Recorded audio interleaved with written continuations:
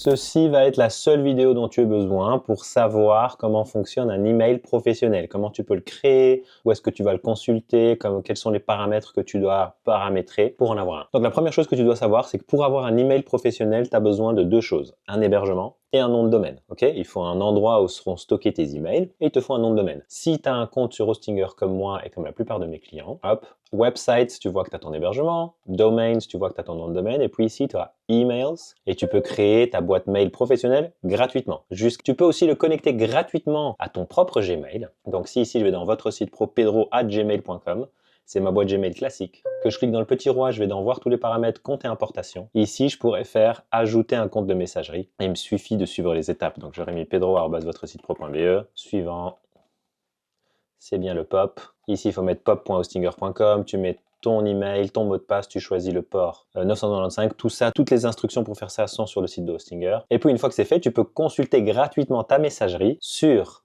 ton compte Gmail, mais avec un petit libellé ici où il y aurait écrit pedro@votresitepro.be. Le seul inconvénient de la version gratuite, c'est qu'il ne va pas aller chercher des mails toutes les minutes. Ça se fait, je pense, une fois par heure. C'est-à-dire que quelqu'un qui t'envoie un email il y a 55 minutes, tu vas le recevoir que dans 5 minutes, parce que tu dois attendre une heure. Voilà, c'est le seul désavantage, mais sinon c'est gratuit. Donc selon ton budget, tu choisis l'option que tu veux. Dis-moi si tu as des questions, à bientôt.